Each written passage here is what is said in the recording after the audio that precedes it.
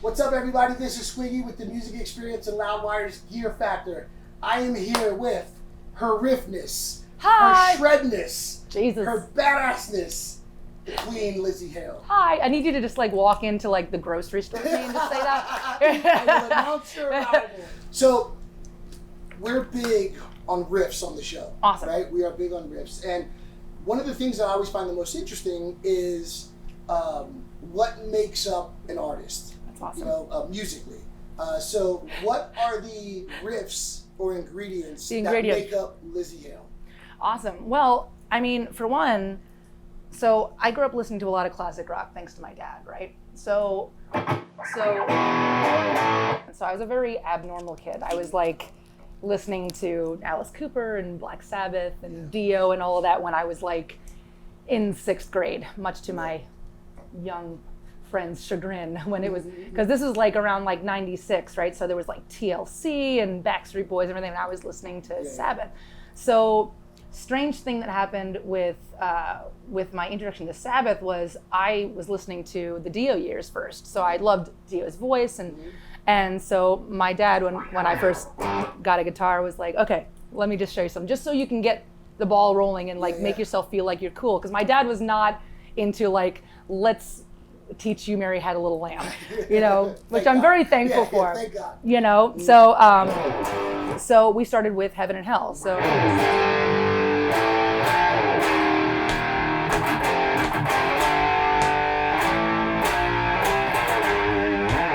yeah. So then my mom, right? My mom was like, well, you know, I'm glad you listen to all these guy stuff, but maybe you should listen to some girl shit too. Right. So she went out and got me Joan Jett's greatest hits, a Live Heart CD, Pat Benatar, the whole 9 yards. And I was like, wait, there are girls that do that too, you know?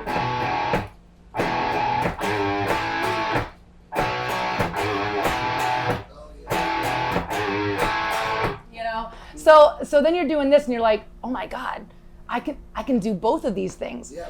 You know, and then from there, so this is how I worked, this is how I operated.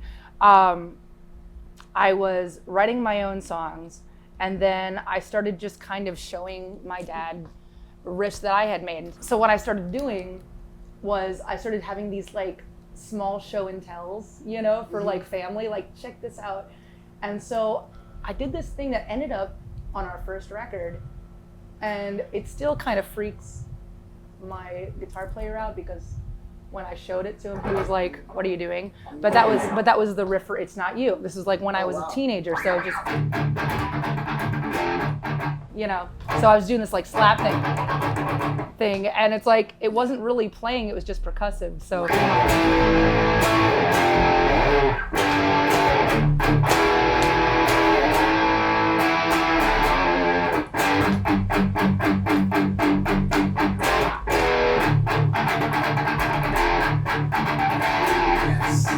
So when I started doing that when I was a teenager, I'm like, well, shit, when is the soonest I can do this out with my band? You know, so. What was the first maybe group of riffs, single riff that you wrote that you felt had really encompassed all of your influences? You know? Wow. I think, man, as of right now, probably.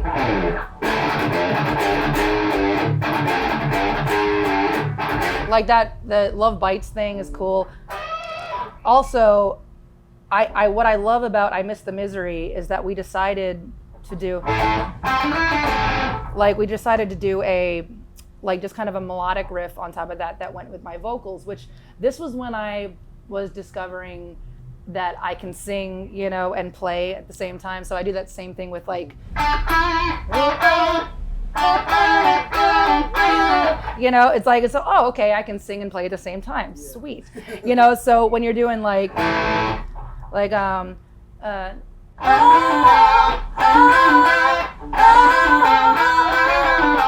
you can harmonize with yourself. And so it's like, there was a light bulb that happened in my mind where it's like, what I need to do is chase what gets me excited instead of trying to chase something that maybe that maybe makes everybody think that I'm this or I'm that. You know, it's like I'm not going to be Yngwie Malmsteen. I'm not going to be, you know, but what I can be is me. And so what is that? And then you just kind of expand almost upon that. So for me, even when I'm doing leads, it's based on things that I can sing, you know? And so when I'm writing riffs and when I'm writing leads, it's coming from this vocalist standpoint. So there's some days where you sit down and you play, you're like, okay, that's cool, that sounds great, let's write a song to that. And then there's some times where you have like the idea of the song in mind, but you're not quite sure what you need. Okay, we need a riff there, or what to do. So I'll end up literally piggybacking off of something that I sang, because I've always been a much more natural singer than maybe I am a guitar player. So instead of thinking of that as a handicap, I kind of use it as my secret weapon. When you started going backwards, did you kind of like fall in love with the Ozzy stuff? Oh, of course, of course. It was weird because like, so I went Sabbath, Dio to like right to like old school trudgy, you know, like early early Ozzy, and then I worked my way toward, you know, just like I love the 80s stuff too, so it's just great when he had his solo career. But it's interesting because when I first heard Ozzy's voice, because you hear all this stuff and it's like Prince of Darkness, and now again this is a mishmash because like I'm a child of the 90s, so like heavy music to me was like Metallica and you know, there was Rammstein that had some stuff, and there was the new Disturbed album had just come out, and so you hear all these rumors like he's the Prince of Darkness, and I'm like, but that doesn't sound like the Prince of Darkness to me. He's just singing his song. It's great. Also, I'm gonna fast forward because I think we should mention Heaven and Hell in here too, because it's kind of part of the same band. Love it. But there's a song called Fear on that Heaven and Hell record, The Devil You Know, which is amazing riffs.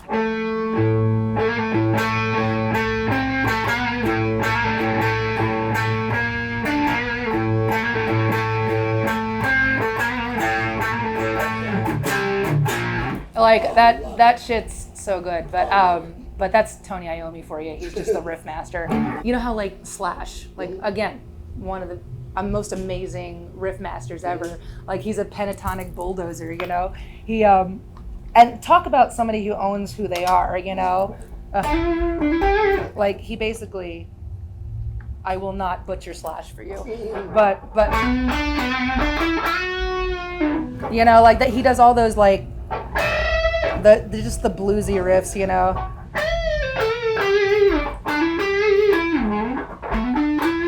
You know, like, and it's like all in that little area in that box, and it's like, to me that inspires me too, because he's one of the greats, and I'm like, oh, I can do that. That's fine.